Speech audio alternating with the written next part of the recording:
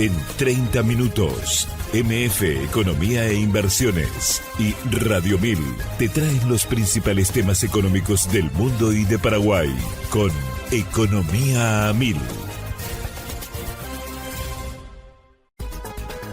Este podcast es presentado por la Bolsa de Valores de Asunción, promoviendo los valores del mercado.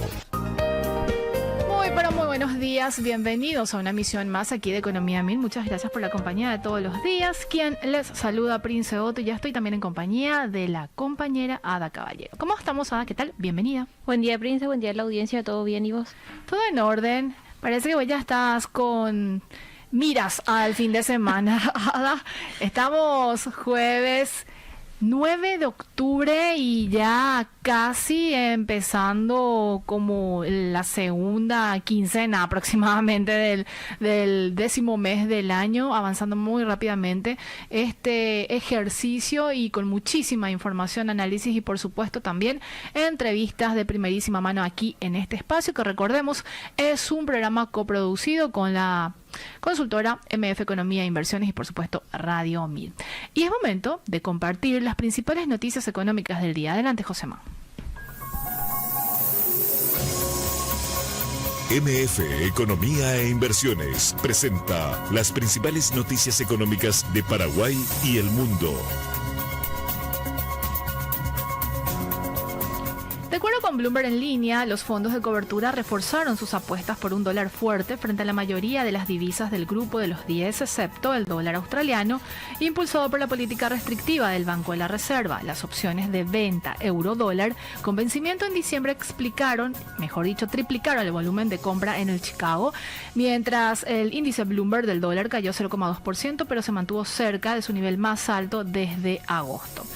Siempre con Bloomberg en línea, el euro se debilitó por la crisis política en Francia, el yen por expectativas del alza más lenta de tasas en Japón y el dólar neozelandés tras un recorte de 50 puntos básicos. Los fondos adquirieron opciones de compra vainilla y diferenciales de compra frente a las principales monedas del G10, manteniendo al dólar como refugio preferido entre las divisas fiduciarias. ¿Más información, Ada?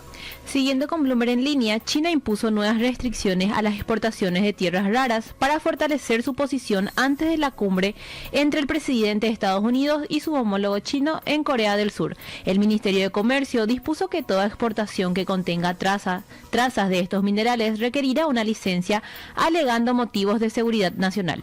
Con el 70% del suministro mundial, Pekín utiliza su dominio como instrumento estratégico en sectores clave como los semiconductores, los automóviles y la defensa, además de mantener frenadas las compras de soja estadounidense. De acuerdo con Reuters, el director ejecutivo JP Morgan advirtió que el mercado de valores de Estados Unidos enfrenta un riesgo de corrección significativa dentro de los próximos 6 meses a 2 años, de acuerdo con declaraciones realizadas a la BBC. Mencionó que factores como las tensiones geopolíticas, el aumento del gasto fiscal y la remilitarización global generan un clima de incertidumbre, lo que eleva las probabilidades de un ajuste en los precios de las acciones. Y desde producción ya me confirman que está en contacto vía Zoom Raúl Valdés, el expresidente de la Cámara Paraguaya de Procesadores de Oleaginosas y Cereales, CAPRO. ¿Cómo estamos, Raúl? ¿Qué tal? Bienvenido, gracias por atendernos. Hola, Prince, ¿cómo están? Espero que estén bien.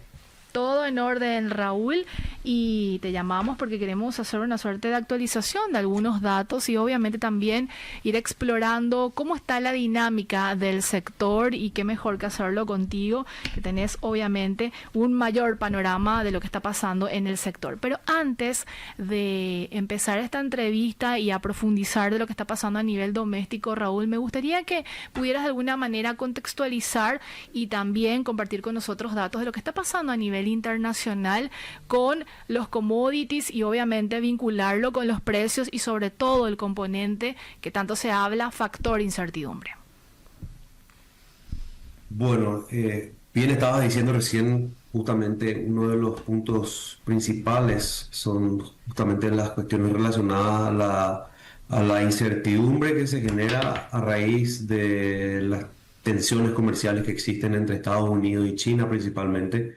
Creo que la mayor expectativa está sobre la reunión que se deba producir entre ambos mandatarios de esos países, como para definir cómo se normalizará o cómo se restablecerá finalmente el flujo de los productos, en este caso específicamente hablando de los commodities internacionales, que en definitiva marca la tendencia de los precios y en definitiva marca el funcionamiento regional de todos los productos y específicamente para interés de nuestro país, de la soja, Así es. de cómo se va a redireccionar el flujo, cómo va a funcionar el mercado, que hasta ahora es una incertidumbre total, ¿verdad? Porque nada de esto responde a, digamos, fundamentos económicos racionales de oferta, demanda y precios, sino que más bien responde a intereses políticos, geopolíticos y otros tipos de intereses que terminan repercutiendo directamente sobre el funcionamiento de, digamos, normal de una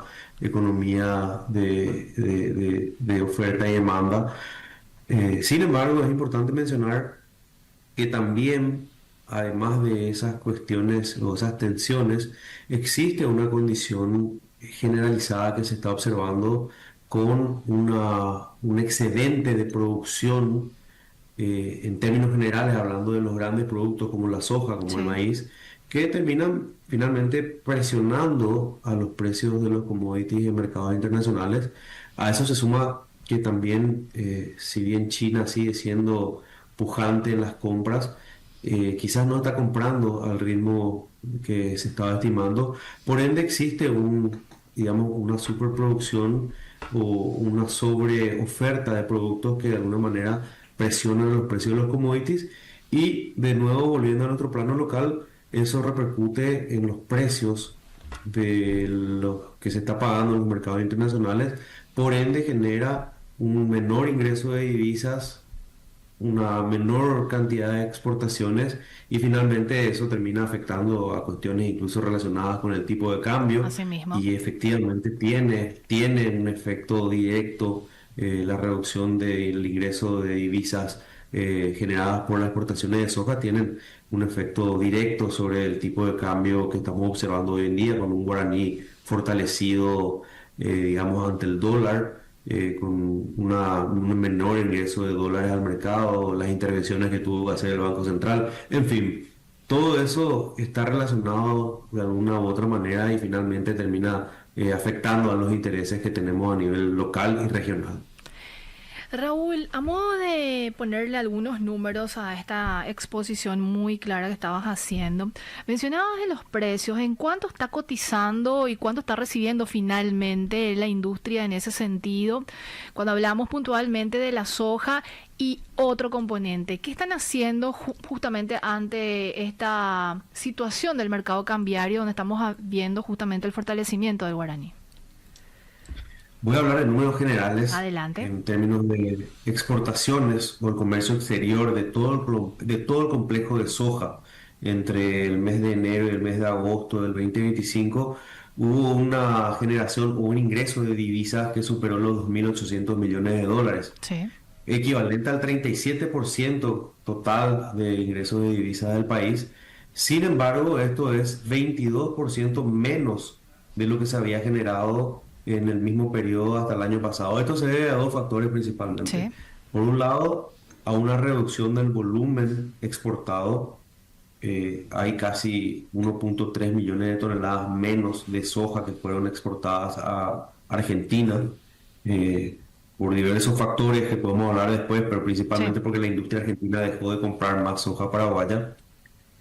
Y también se suma una reducción del precio internacional o de la cotización internacional de la soja. Por ende, a partir de ahí, esto repercute en una reducción de 22% casi del total de exportaciones en términos monetarios, que de nuevo repercute incluso hasta en la estabilidad de las divisas, o el comportamiento, mejor dicho, del tipo de cambio a nivel local, Sí.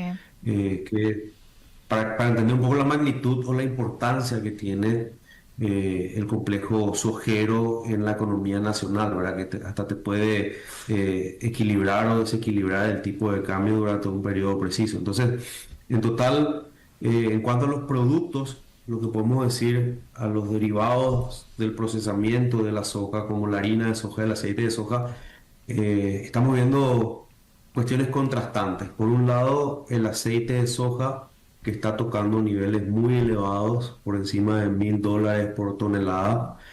Y por otro lado, la harina de soja que está tocando niveles bastante bajos, por debajo de 340 o $350 por tonelada. Por ende, existe un contraste en función a la oferta y la demanda y a diferentes factores que se pueden dar para ese tipo de productos. De cualquier manera, lo que decimos, lo que observamos acá en Paraguay es que en términos de procesamiento de la soja, recordemos, el año pasado, con 11 millones de toneladas de Sí. producción de soja, hubo solamente un 25% de ese total fue procesado a nivel local, derivando en una capacidad ociosa de casi 60% dentro de las industrias paraguayas. Este año, después de casi una década, te diría que es el mejor valor de una década, lo que estamos observando es que el máximo registro que se observó en agosto, desde el año 2018, efectivamente, según estoy corroborando, Sí. se pudo producir o sea, hay un valor o un resultado de 2.300.000 toneladas de soja local o soja paraguaya procesada a nivel local. O sea, eso es equivalente a casi 80% de la capacidad instalada, con lo cual podemos decir de que en este año 2025 estamos observando los mejores resultados de procesamiento en más de una década, y esto es un número realmente importante y auspicioso. Esto deriva y repercute en justamente casi $1.000 millones de productos exportados derivados del procesamiento o industrialización de la soja, que observa básicamente en términos monetarios, en función a esa combinación de precios, observa básicamente una equiparación con lo que veníamos Sí. viendo en años anteriores, porque el precio está un poco más afectado, ¿verdad? De cualquier manera, lo importante acá, o la historia buena para contar desde la industria, es que a pesar de que se exportó menos, el complejo de soja todavía está traccionando gracias a la industrialización local, que la industrialización local tiene acceso a más de 50 mercados a nivel internacional. Por ende, la mitigación de todos estos factores coyunturales que estamos hablando es mucho mayor en relación a la alta concentración que existe en la exportación de soja. El año pasado, 85% de la soja producida en el Paraguay se fue a un solo mercado, que es la Argentina. Entonces, en definitiva, lo que podemos decir es que a través de la industrialización, justamente lo que, además de agregar valor a nivel local, también estamos protegiendo a todo nuestro sistema productivo gracias a la gran diversificación que tenemos de mercados. Y en ese mismo sentido, Raúl, hemos visto noticias muy, muy importantes y también auspiciosas en el sentido de la habilitación de nuevas industrias en determinados puntos del país, que suma, por decirlo de alguna manera, a este proceso de crecimiento que viene teniendo la industria en el país. Sí, efectivamente, esta industria en el Chaco, que es Sí. Pioneros del Chaco, ha tomado realmente una importancia demasiado importante, porque ha instalado una unidad de procesamiento en una región que es completamente inexplorada, digamos, Sí. para las empresas que están hoy en día operando en nuestro país. Es la primera, de hecho, planta de procesamiento de soja que es instalada en la región del Chaco, y eso muestra un poco lo pujante que es la agricultura y cómo se va desarrollando en regiones en donde a lo mejor algunos años atrás iba a ser impensado instalar una planta de procesamiento, mismo por la disponibilidad de materia prima, que es la soja en este caso en particular, y segundo, por las condiciones de logística y de conectividad en la que se encuentran. En definitiva, lo que vemos es que esto es una muestra importantísima hacia dónde debe ir el país. Y esa filosofía de integrar justamente la cadena productiva, de agregar diferentes capas de valor, es la filosofía que nosotros estamos transmitiendo también desde Capro, porque no solamente buscamos procesar la materia prima a nivel local y exportar las proteínas vegetales y los aceites vegetales, sino que también lo que estamos buscando ahora va mucho más allá de eso, y que a través del procesamiento local y la disponibilidad de materia prima como harinas vegetales y aceites vegetales de altísima calidad, con alto contenido de proteína, se puedan atraer o habilitar otros niveles de agregado de valor, como por ejemplo la producción cárnica por un lado y por otro lado la producción energética o de biocombustibles, específicamente el biodiesel en base a aceite de soja, que de nuevo atraerían otras industrias y a su vez eso es lo que generaría la atracción industrial o la promoción industrial que estamos buscando. Entonces, más allá de pensar en exportar el producto en estado natural Sí. o con un procesamiento primario como la harina y el aceite, lo que estamos buscando es realmente promocionar a nuestro país como un gran productor de alimentos y como un gran productor y referente de producción de biocombustibles, específicamente el biodiesel en base al procesamiento del aceite de soja. Por ende, creemos de que hoy en definitiva tenemos esa condición, estamos trabajando en acciones concretas para llevar adelante esta visión que estamos planteando. Yo creo que las inversiones que se anunciaron recientemente, como la de JBS o como la de Pioneros del Chaco, o como otras inversiones que están siendo planificadas para los próximos meses o años, en definitiva muestran de que estamos en el camino correcto, de que en Paraguay se pueden encontrar esas condiciones y el día de mañana y en el mediano o largo plazo el Paraguay se pueda convertir en definitiva en un actor muy relevante en términos de seguridad alimentaria y de seguridad energética también. Raúl, mencionabas que están llevando a cabo acciones concretas desde Capro. ¿Cuáles serían algunas de estas acciones y también si están recibiendo el acompañamiento del sector público en materia quizás de normativa que aumente el incentivo para justamente seguir empujando a la industria? Sí, en definitiva, lo que podemos decir es que sin el acompañamiento del sector público, nada de lo que estamos hablando va a ser posible, porque la decisión última y la determinación última Sí. de convertirse en un país industrializado es del gobierno nacional y eso es categórico. Como estamos ahora no lo vamos a poder hacer.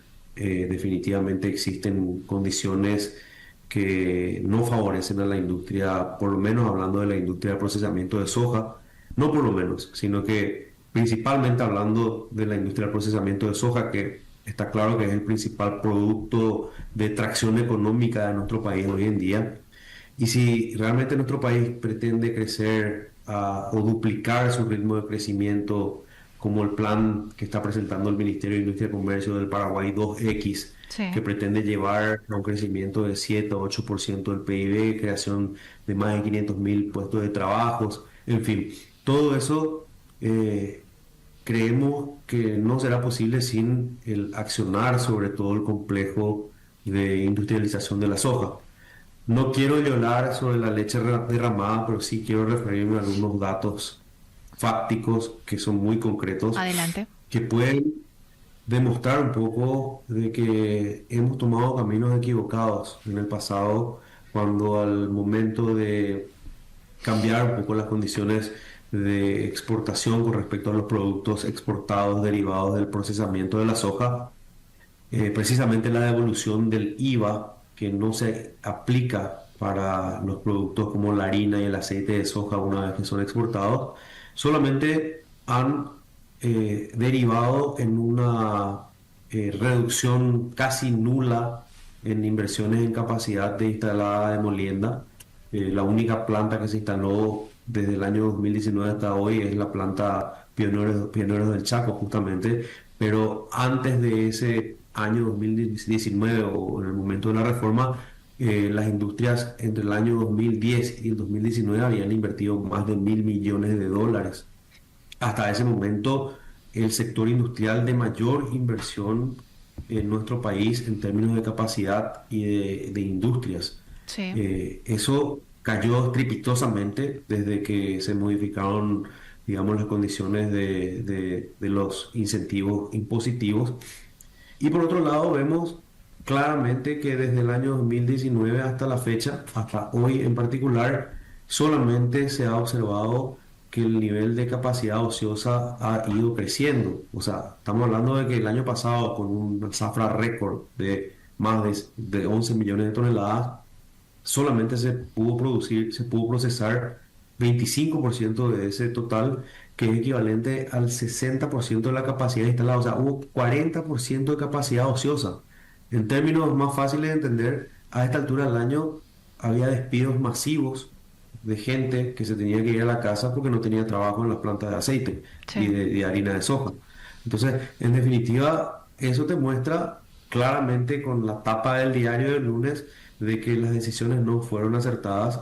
Se desestimuló la inversión a nivel local, el crecimiento del área de soja y de la producción se mantuvo entre 10 y 11 millones de toneladas, ya desde hace casi una década está en ese nivel. Y ahora podríamos estar hablando, si se tomaban decisiones diferentes, se podrían estar hablando de que íbamos a estar produciendo cerca de 15 millones de toneladas, de que íbamos a tener, íbamos a hacer una potencia en producción de carnes avícolas, porcinas, íbamos a estar andando maquinarias con producción de biodiesel local, o sea, en fin, esa es la leche derramada. Vuelta de página, lo que vamos a hacer y lo que nos toca hacer a partir de ahora es justamente corregir ese error, estimular la implementación de políticas públicas que justamente promocionen la industrialización de nuestro país a través del procesamiento de nuestro producto principal, que es la soja.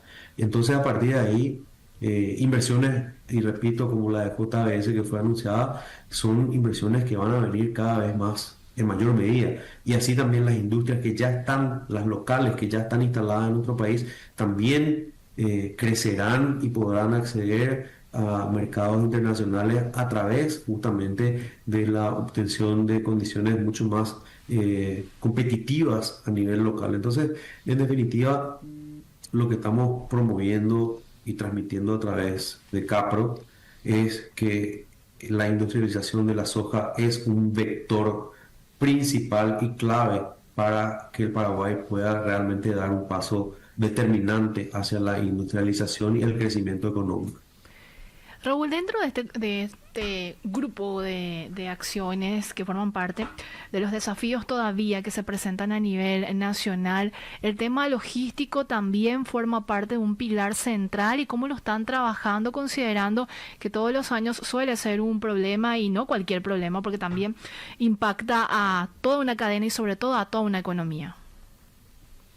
En definitiva, sumado digamos, a las cuestiones coyunturales, Sí. regionales, globales y otra vez que quizás necesitamos fortalecer nuestras políticas industriales, le sumamos el factor logístico, que en definitiva es una, digamos, desventaja con respecto a nuestros vecinos, mismo por las cuestiones estructurales, escala de producción, pero también el acceso desde y hacia los mercados internacionales a través de la hidrovía. Sí. Si bien la hidrovía es una vía natural que se ha desarrollado enormemente, hemos aprendido a utilizarla y a optimizarla cada vez más, creo que hay mucho por hacer todavía, pero en definitiva no podemos desconocer de que estamos en una condición de desventaja para acceder a los puertos del litoral marino o marítimo para poder exportar e importar nuestros productos a otras regiones del mundo. Entonces, en definitiva, lo que estamos planteando, y muy en línea a los intereses que tiene el Centro de Armadores y también otros exportadores e importadores, es la implementación de mejoras en toda la vía navegable. En los últimos años hemos observado cambios muy significativos en torno a la calidad y a la cantidad de trabajos que se están realizando.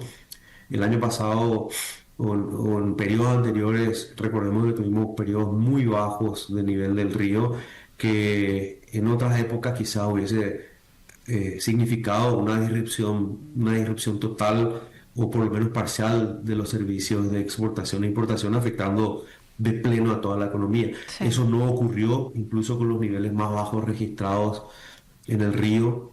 hemos podido seguir exportando productos, importando productos, obviamente con un costo importante, pero lo destacable aquí es que no hubo ningún tipo de disrupción y que finalmente eso se fue, digamos, paliando con las obras que se están haciendo.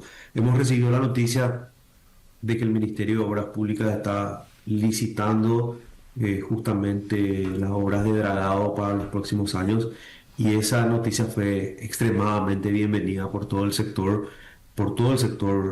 portuario, exportador, naviero en general, porque nuestro temor es que se diera una interrupción en esas obras. Sin embargo, la ministra mantuvo su palabra, mantuvo su compromiso con nosotros, y esa licitación, quizás un poco tarde, pero salió, y creemos de que en definitiva va a ser algo que va a traer demasiados beneficios para el país, porque trae dentro o consigo, digamos, dentro de esa licitación, trae algunas correcciones, algunos ajustes, algunas mejoras que hemos venido aprendiendo durante los últimos años, que solamente traerían beneficios para toda la logística nacional. Entonces, en definitiva, son buenas noticias que estamos teniendo. Creo que las perspectivas hidrológicas también, o hidroclimáticas, mejor dicho, Sí. son positivas, son favorables. Hay buenas expectativas con respecto al campo, hay buenas expectativas con respecto al río. Por ende, en lo que nos consta a nosotros, y si podemos manejar, lo que podemos asegurar es que estamos preparados, tanto desde el sector productivo, industrial y exportador. Estamos preparados como para poder tener un año importante también en el 2026.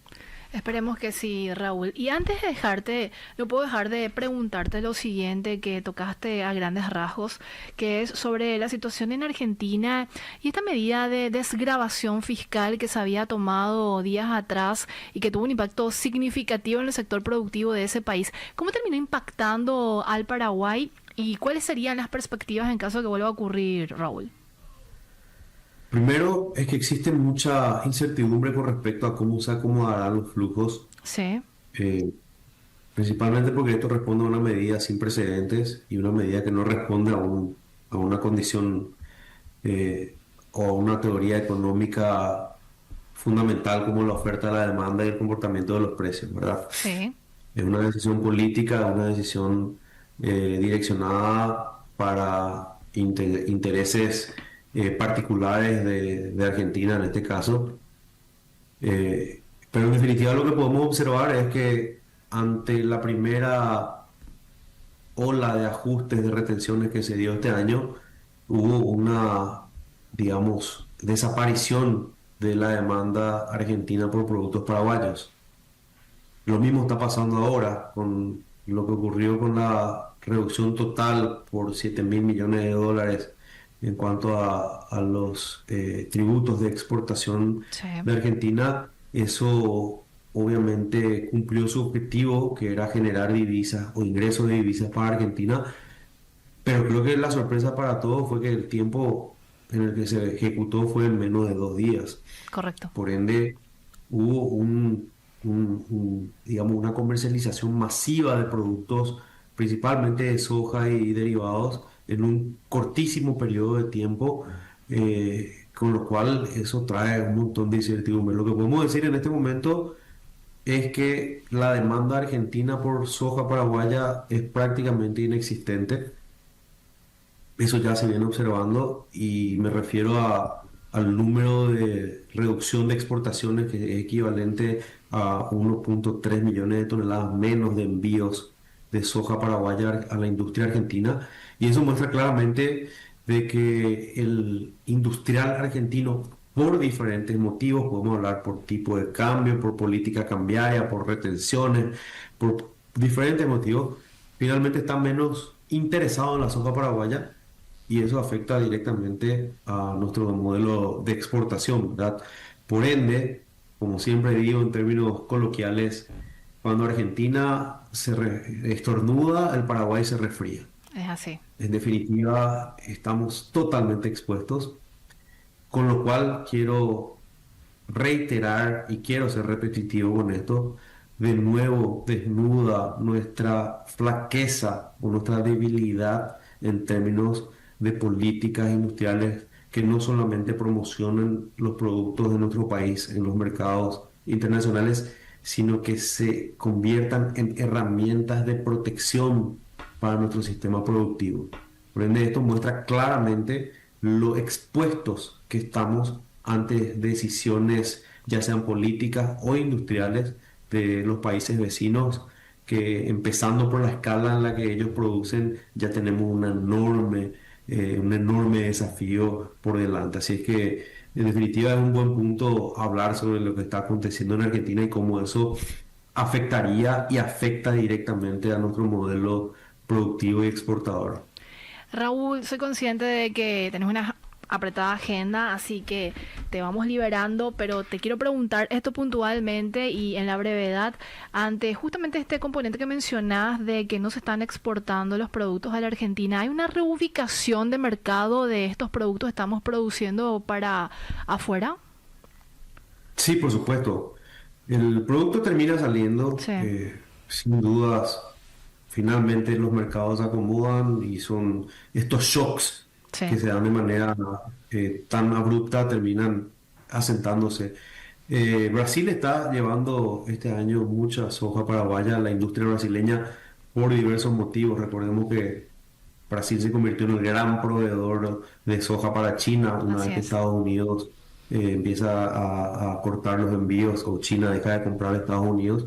Y en definitiva eso hace que el industrial brasileño se sienta más atraído por la soja paraguaya. Ahora, ¿qué pasa? La conectividad logística que tenemos con Brasil es a través de los puentes y fronteras secas. Eso, en el volumen que estamos hablando de producción de Paraguay, es prácticamente inviable competir con el manejo y la ejecución logística que se puede tener a través de la aerovía. O sea, existe un cuello de botella gigantesco para el transporte de productos paraguayos hacia los mercados brasileños.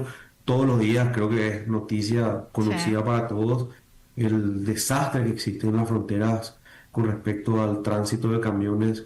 Hay camiones que tienen que esperar más de una semana o incluso más para poder pasar. Se vuelve a colapsar toda la logística. Realmente es muy costoso, es muy incierto y no tiene confiabilidad de ejecución en términos generales. Imagínate si es que hablamos de exportar 5 o 6 millones de toneladas como se exporta a Argentina normalmente a través de los camiones. O sea, es prácticamente inviable, por no decir imposible. Entonces, en definitiva, la salida natural del gran volumen de soja de Paraguay tiene que ser a través de la aerovía, es a través de la aerovía, fue a través de la aerovía y va a seguir siendo a través de la aerovía. Entonces, en definitiva, lo que tenemos que ver, si bien Brasil es un mercado demasiado importante para nosotros, tenemos esa condición logística que es fundamental al momento de definir y lo que tenemos que buscar son otros destinos de los totalmente. productos exportables a través de la aerovía.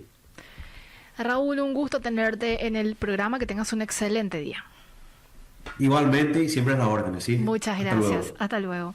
Estuvimos en conversación con Raúl Valdés, presidente de la Cámara Paraguaya de Procesadores de Oleaginosas y Cereales, CAPRO. Como siempre, datos muy interesantes los compartidos por Raúl Valdés y sobre todo lo que está pasando en el sector de la industria cuando estamos hablando también del sector productivo. Y vamos a hacer nuestra primera pausada y a la vuelta seguimos con más Economía Mil. Seguís escuchando Economía Mil, muchas gracias por la compañía. Ada, es momento de compartir la frase del día. Adelante.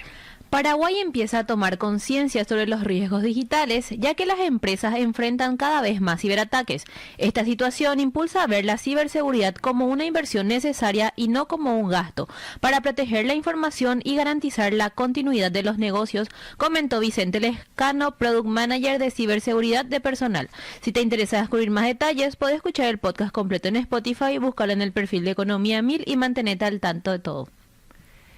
¿Y qué está pasando a nivel regional? Y para eso vamos ya a compartir información económica y nos trasladamos hasta Argentina. Y de acuerdo con Bloomberg en línea, la directora gerente del Fondo Monetario Internacional afirmó que la principal prioridad para Argentina es acumular reservas, condición necesaria para que el país pueda cumplir con el servicio a su deuda y sostener la estabilidad interna. Durante su intervención, el Milken Institute de Washington, D.C., destacó que Argentina atraviesa un programa de ajuste muy drástico cuyo éxito dependerá del apoyo de la población. La representante del Fondo Monetario Internacional expresó su deseo de que Argentina logre autosuficiencia económica y sostuvo que si se mantiene optimista, este podría ser el último programa del FMI con el país. Además, indicó que Estados Unidos podría prestar sus derechos especiales de giro a Argentina, tal como lo hizo con Qatar en 2023, medida que el organismo evalúa resolver en el corto plazo. De Argentina nos vamos hasta y permanecemos en Argentina. Adelante. Siguiendo con información de Bloomberg, el mercado argentino atraviesa presión cambiaria y alza de tasas en pesos ante la escasez de dólares y la espera de definiciones del Tesoro de Estados Unidos. En 5 jornadas, las ventas del Tesoro sumaron 1.715 millones de dólares, más de 327 millones de dólares el miércoles, mientras deben afrontarse pagos por 300 millones antes de las elecciones del 26 de octubre. El Banco Central, con reservas cercanas a 20.000 millones de dólares, podría intensificar su intervención ante la creciente dolarización de carteras. La menor liquidez impulsó un repunte de tasas y mayor volatilidad en la curva de pesos, en medio de colocaciones de bonos dólar linked y futuros del dólar. El mercado sigue atento al viaje de las autoridades a Washington, D.C., donde se espera la confirmación del apoyo financiero estadounidense, clave para definir el rumbo cambiario y monetario en las próximas semanas. Y ahora sí, nos vamos hasta Brasil. De acuerdo con la agencia Brasil, el precio de la canasta básica disminuyó en 22 capitales brasileñas en septiembre de 2025 y aumentó en 5, de acuerdo con la encuesta nacional de la canasta básica de alimentos. Las mayores caídas se registraron en Fortaleza, Palmas y Río Branco, mientras que los incrementos más notorios ocurrieron en Campo Grande y Curitiba. Sao Paulo tuvo la canasta más cara con un costo de 842,26 reales. El Departamento Intersindical de Estadística y Estudios Socioeconómicos afirmó y estimó que el salario mínimo necesario para cubrir los gastos básicos de una familia en septiembre debía ser de 7.075 reales, equivalentes a 4,66 veces el salario vigente de 1.518 reales. Los descensos en los precios del tomate y el arroz explicaron la baja general, mientras que la carne aumentó hasta 4,57% en algunas ciudades por oferta limitada ante la sequía, menciona Agencia Brasil. Vamos a nuestra última pausa y a la vuelta más información económica ya de Paraguay. Es momento de compartir información económica de lo que está pasando a nivel país. Ada. De acuerdo con ABC, los frigoríficos paraguayos recibirán la visita de autoridades de Panamá el 21 de octubre dentro del proceso de inspección sanitaria previo a la habilitación para exportar carne a ese país. En agosto, la Agencia Panameña de Alimentos ya había autorizado a Paraguay para la exportación de carne bovina deshuesada tras una auditoría a sus sistemas de producción. El presidente de la Cámara Paraguaya de Carnes señaló que Panamá es un mercado atractivo y que ampliar los destinos sigue siendo una meta central para el sector. La diversificación de mercados se mantiene como prioridad en un contexto de alta demanda y precios firmes, impulsado por las restricciones de Brasil en sus envíos a Estados Unidos. Además, México realizará en noviembre una auditoría a las plantas locales, mientras que una misión del SENASA de Costa Rica permanece en Paraguay hasta el 10 de octubre. Actualmente, la carne nacional llega a más de 50 destinos y el gremio apunta a seguir fortaleciendo su presencia internacional. ¿Qué está pasando en el mercado cambiario? Y el guaraní sigue cobrando fuerza. De acuerdo con abc.com.py, el dólar continuó su tendencia descendente frente al guaraní y este miércoles cerró por debajo de los 7.000 guaraníes, su nivel más bajo del año. El mercado minorista cotizó a 7.030 guaraníes, mientras que en el interbancario lo hizo a 6.984 guaraníes, acumulando una depreciación del 12% frente a la moneda local. La divisa estadounidense había superado los 8.000 guaraníes en abril, lo que implica una apreciación del guaraní de aproximadamente 1.000 guaraníes por dólar. Este comportamiento se relaciona con el ingreso de inversiones y el dinamismo económico interno, además de las políticas recientes aplicadas en Estados Unidos. Siempre con ABC, la sostenida baja del dólar sumada a la caída de los precios internacionales de los granos genera inquietud entre los exportadores por el aumento de costos y la pérdida de competitividad, aunque beneficia a los importadores en el corto plazo. También contribuye a reducir el riesgo inflacionario, ayudando al Banco Central del Paraguay a mantener alineadas las expectativas de inflación tras el resultado de negativo 0,1% en septiembre. Más información a... Siguiendo con información de ABC, los cortes de carne vacuna muestran precios bastante inestables en el mercado 4 de Asunción. El vacío oscila entre 55.000 y 58.000 guaraníes por kilo. Otros carnes de primera entre 50.000 y 60.000 guaraníes. Y la costilla muy demandada va de 32.000 a 38.000 guaraníes por kilo, con eventuales ofertas en días puntuales. La demanda se redujo y predominan compras para el día a día. Ya no se hacen compras mensuales ni quincenales. De acuerdo también con ABC y recordando que la consultora MEF Economía e Inversiones realiza de manera periódica análisis vinculados a temas económicos. Obviamente, en la edición de hoy, que es publicado en el impreso y también replicado en el digital, se aborda sobre la educación un pilar económico para el desarrollo y la reducción de la pobreza, y en ese sentido la educación es un pilar esencial para mejorar la calidad de vida y promover el crecimiento económico. El Banco Mundial destaca que cada año adicional de escolaridad incrementa los ingresos futuros en alrededor del 10% y que el capital humano que combina educación y salud explica cerca de la mitad de la diferencia de ingresos entre países desarrollados y en desarrollo.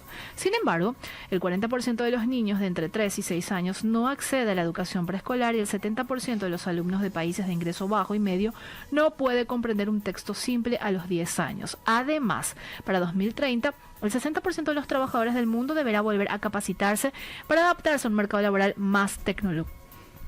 Y también se comparte datos del Instituto Nacional de Estadística con respecto a la estructura educativa de Paraguay y que la gente puede profundizar sobre este artículo donde haga. Pueden encontrar en nuestras redes sociales, en Instagram, X, Facebook, LinkedIn, también buscando nuestro canal de WhatsApp, MF Economía e Inversiones, y en nuestra página web www.mf.com.py. Así es, y nosotras vamos terminando una edición más de Economía 1000. Les invitamos mañana a Josema a atender lo que vamos a hablar mañana. Josema y audiencia. Inteligencia artificial en el trabajo. Vamos a tenerle al equipo de Jobs para conversar sobre este tema tan interesante y en auge, y ver un poco si realmente está incidiendo en el nivel de productividad o no de los empleados en Paraguay, y con datos muy interesantes que nos va a traer justamente la gente de Jobs. Así vamos terminando el programa. Que tengan un excelente día. Este podcast es presentado por la Bolsa de Valores de Asunción, promoviendo los valores del mercado.